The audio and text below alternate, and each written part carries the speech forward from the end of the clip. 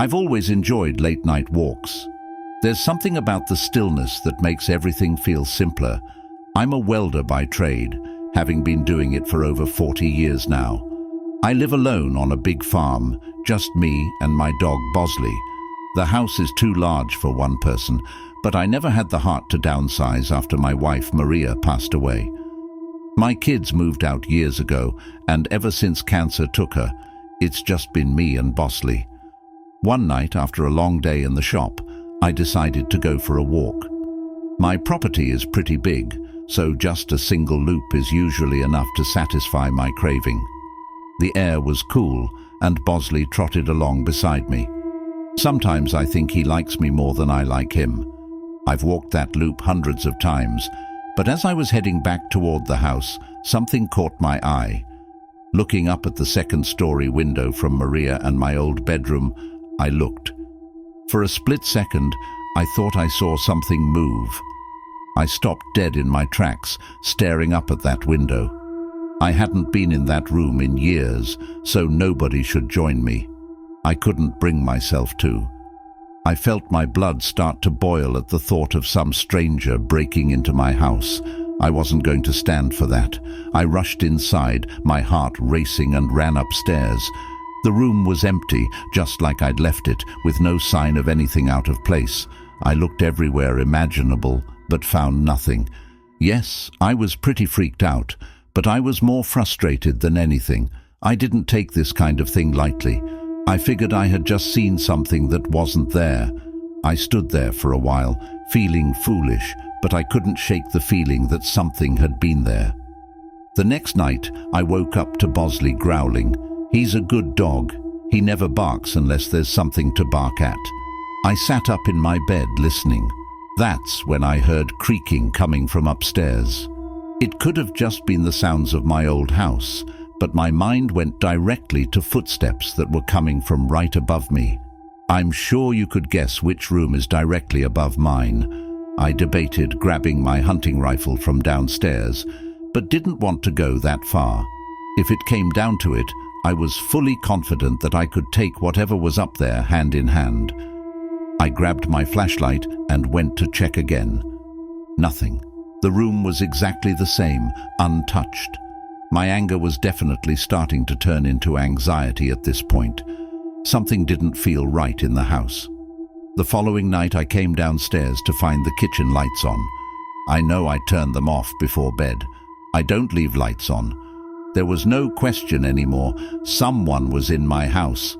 I started to panic. I called the police and told them I thought someone might be sneaking around. They came out, searched the house from top to bottom, but found nothing. They were nice about it and told me to call again if I needed them, but I could tell they didn't believe me. The next night was the worst by far. I couldn't sleep, so I decided to go upstairs and check the bedroom again. I don't know why. Maybe I thought it would settle my mind. But when I opened the door, I froze. There were clothes scattered all over the floor, Maria's clothes. I had packed them away after she died. Now they were everywhere. Something like this doesn't just happen randomly. And then I saw her. There was a woman standing in the doorway just staring at me. I couldn't see her face clearly, but I could tell she wasn't Maria. She was too short. I don't know who she was, but she didn't belong there.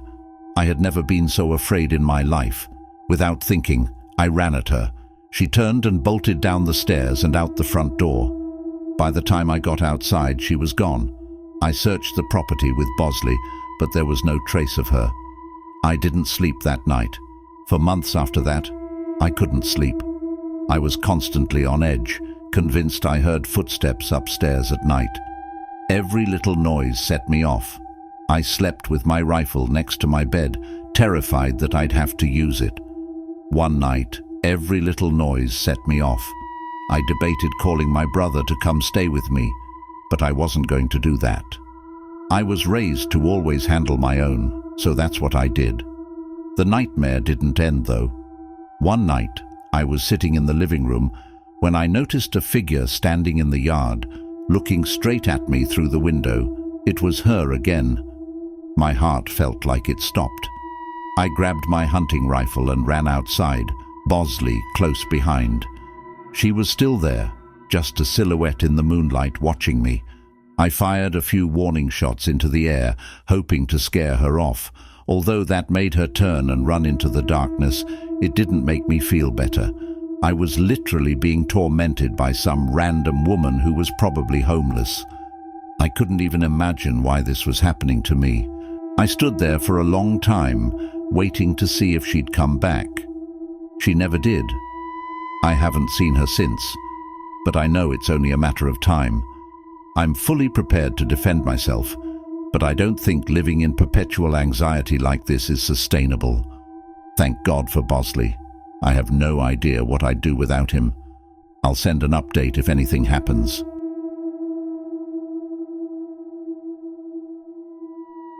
I work for a catering service, which means I'm on the road a lot, usually late at night. I spend most of my time lugging stuff from place to place in this massive truck the company makes me drive. It's not the worst job in the world, but the hours suck, and it's not at all what I thought I'd be doing with my life. By the time I get home, I'm either so wired from caffeine that I can't sleep, or I pass out the second I hit the bed and stay that way for 12 hours. I was driving back home one night at like 2 a.m. It was enjoyable to be driving my own car again. As I was approaching my house, I realized I had probably had one too many Red Bulls, and there was no way I'd be able to sleep. On top of that, I hadn't eaten in hours, and I was starving. There's a McDonald's right off the highway, about 10 minutes from my house. It's usually my first choice when it comes to late-night snacks, since it's just so convenient. I'm not even one to gorge myself on fast food. I just occasionally get this weird craving that only a handful of fries can satisfy. It's obviously 24/7, and I figured some comfort food would be the perfect thing to help me wind down.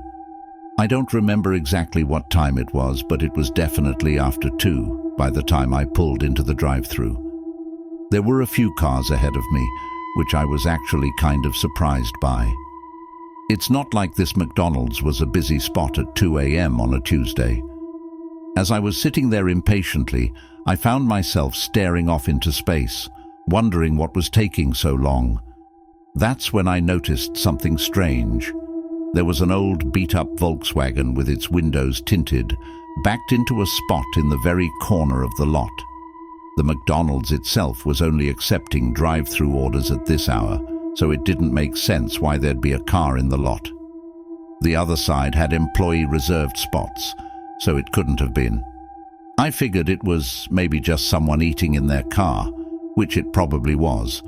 I myself did that from time to time, so I guess I couldn't judge. It was just an odd sight, to be completely honest. I got my food and started driving away. I didn't want to go home just yet, but I also didn't want to just sit there idling my car. I began racking my brain, trying to think of a good place to scarf down the food.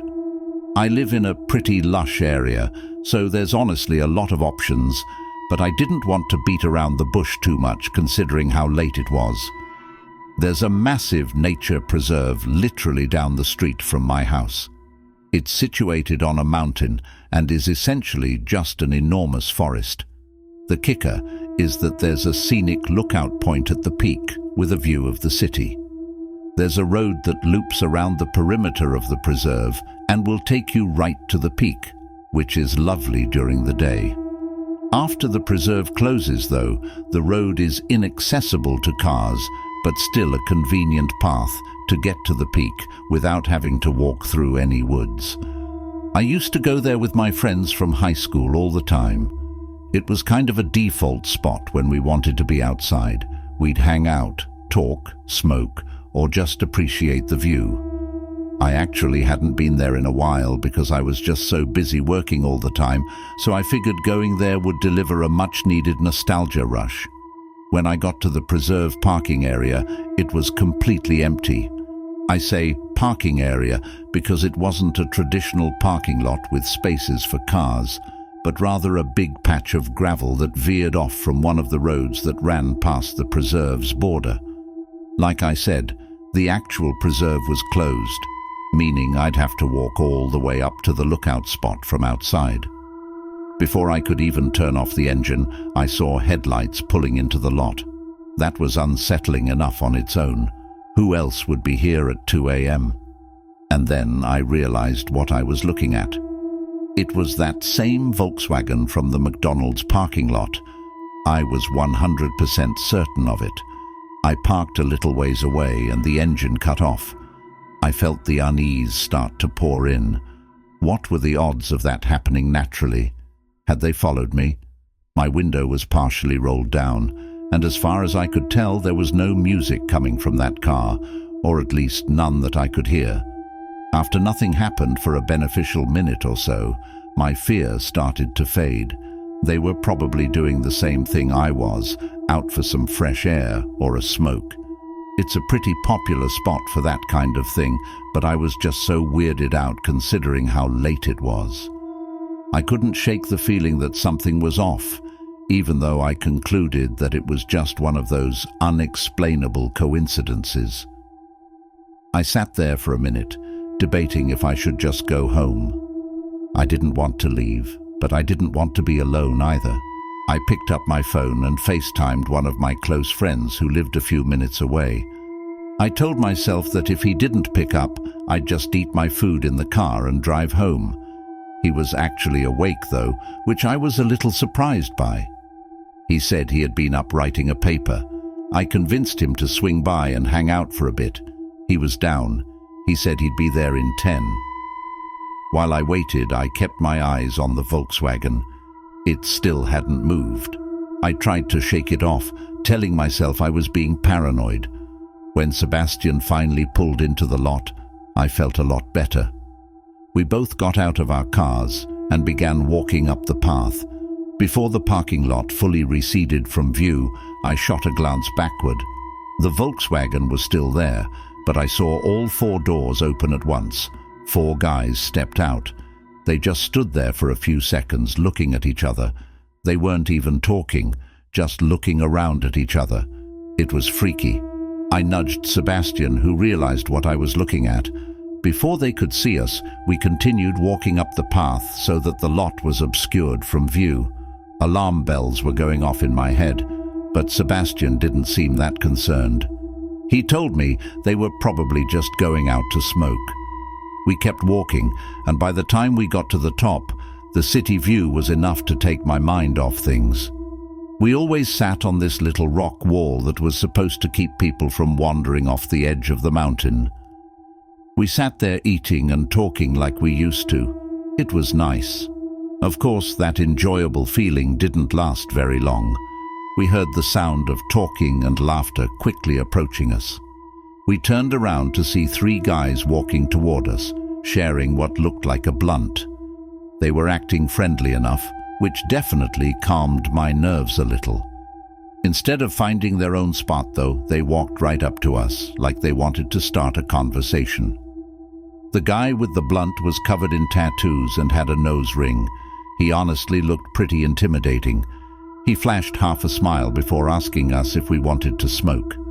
We both said no, and one of the other guys laughed and called us pussies, to which Sebastian scoffed. My curiosity got the better of me, and I blurted out a question about what they were doing at McDonald's. The guy holding the blunt dropped his smile instantly and narrowed his eyes like he was caught off guard by my question. His 2 friends did the same, staring at us with cold expressions. They didn't say anything for an uncomfortably long time. That's when I remembered that there had been 4 guys in that car, not 3. One of them was missing.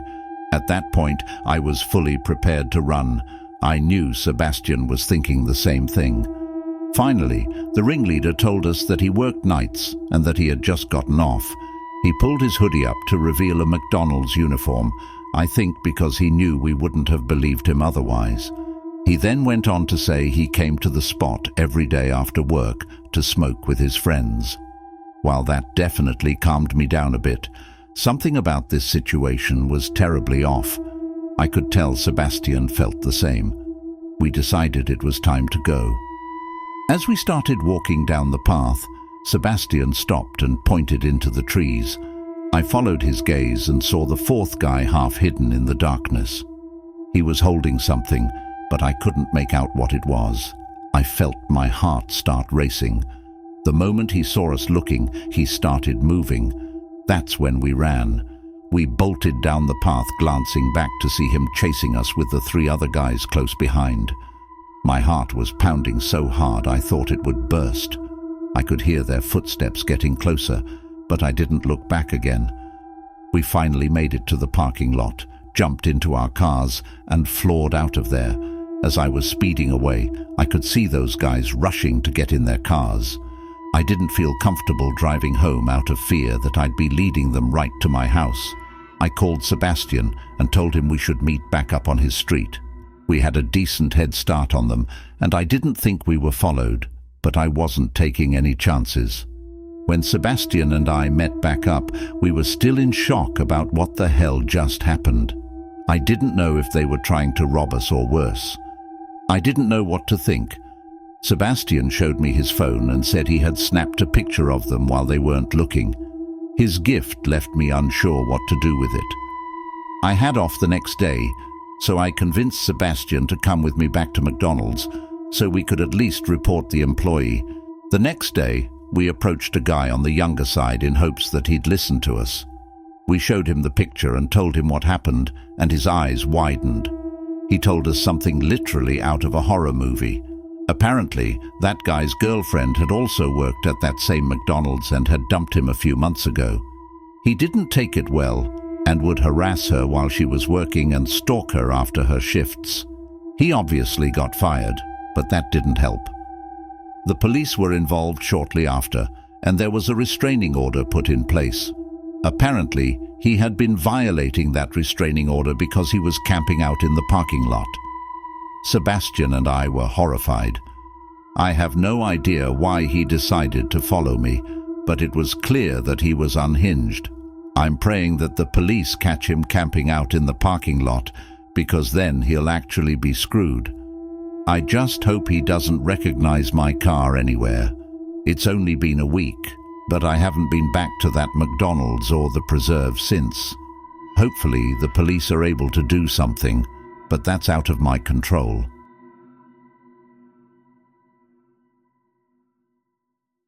Forgive me if I don't remember every detail of the story. It happened a while ago. I grew up in Ardmore, Pennsylvania. Not much goes on around here, so finding things to do can be challenging. In high school, a few friends and I would sneak into and explore old abandoned buildings. That's the sort of thing we did at that age. I didn't realize how popular that kind of stuff is until many years later. Apparently, lots of people like to explore abandoned buildings. Anyway, there was this abandoned church that we'd been to a couple of times before. It was in Narberth. I actually remember the exact address, 198 Elmwood Avenue. The place was creepy, but it was kind of our go-to spot for late-night thrills.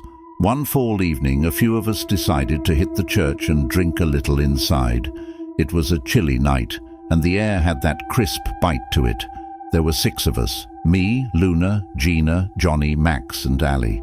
The church sat behind an 8-foot chain-link fence, which we had to climb to get in. The doors were all boarded up, so we always went through a window on the side. Once you were inside, the first thing you noticed was the floor, or lack of one. The entire first floor was just dirt. It looked like someone had ripped out the floorboards years ago, leaving only a hole in the center where a set of concrete stairs led down to the basement. That's where we always ended up. The basement had 3 rooms, but only one had a door. The other 2 just had door frames. The first room we went into was large. There wasn't much in it, just some old furniture, broken chairs, a busted couch. I remember having to shush Johnny like 12 times because he was a lightweight, and the tiny bit of alcohol he had was making him really loud and antsy. Being in such a big group was always a plus though, and I felt much safer knowing we had numbers.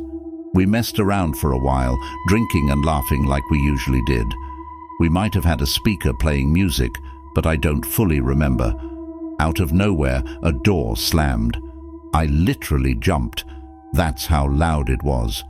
We frozen, staring at each other with concerned expressions. We were nowhere near the door, so I thought someone had accidentally closed it. Almost immediately, Luna, Gina, and Johnny made a break for it, sprinting up the stairs and leaving me, Max, and Ali behind.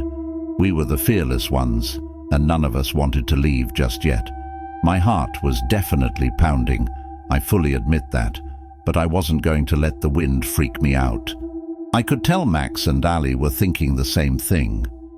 I don't know if it was curiosity or stupidity, but we decided to investigate. After standing in silence for a few minutes, the three of us crept over to open the door that had slammed shut. It was a small room, and the first thing I saw was a dresser. The mirror on top of it was cracked, and there were red stains smeared across the surface. At first, I thought it was old paint or something, but when I got closer, I realized something terrifying. It wasn't completely dry. The stains still had that sticky sheen to them, like whatever it was hadn't been there for long. I felt the hairs on my neck stand up, and I was having second thoughts about not leaving sooner. Somewhere, dare I say, something had recently been in this room. Then I saw the picture. There was an old photo on top of the dresser, a black and white shot of a woman in a wedding dress. She was smiling, but there was something off about it. The whole thing gave me a negative feeling. I backed away, but just as I turned, we heard another noise. It was coming from another room this time, not the door. It was coming from the room we had just been in. That's when Max and Ali both decided they'd had enough. Without arguing, we grabbed our stuff and ran away as fast as we could. When we climbed back over the fence and hit the pavement, none of us said a word. After jumping the fence, I turned around and I could swear I saw the silhouette of a person standing in the open window. I still pray that by some minuscule chance my mind was just playing tricks on me, but I'll never know for sure. My friends and I never went back there together for as long as we remained friends. I've actually been back to that church myself, although it's not there anymore. By the time I got around to checking it out again, it was completely demolished. I still have no idea what we saw that night. I'm just glad my friends were there to witness it with me. Had I been alone, I might doubt this whole thing even happened. If anyone wants to do some digging, go ahead. I was never able to find out anything online, but I wouldn't be surprised if that church has a history I don't know about.